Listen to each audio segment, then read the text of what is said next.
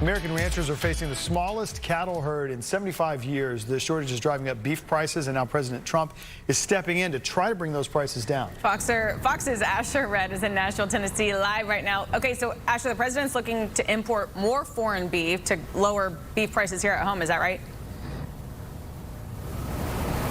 Yeah, and Katie and Dave, some ranchers are not happy with that plan. The American Farm Bureau Association says the U.S. is already importing record amounts of foreign beef, and they say a short-term measure like this could deal a long-term blow to the industry.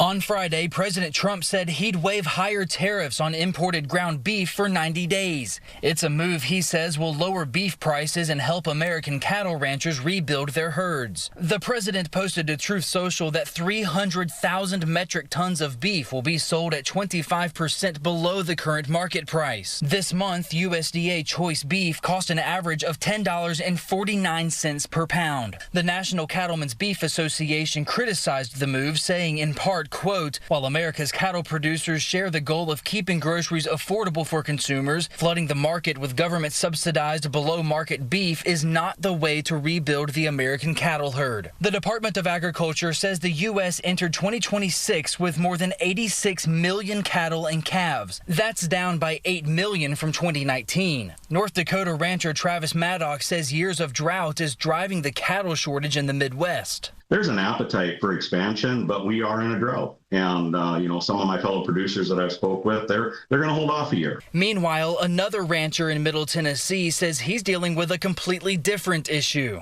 Most people think rain's great for a farmer or a rancher, and typically it is, but there can be too much, and it keeps us out of the fields from cutting hay so the animals don't get the vitamins and nutrients that they need out of the grass. Trevor Pennington says a lot of ranchers are giving up altogether and selling their land to developers. The next generation doesn't want to take on that workload. At the end of the day, if a farmer wants to leave something to his family, the best case for him is probably to sell the land and leave the money to his family.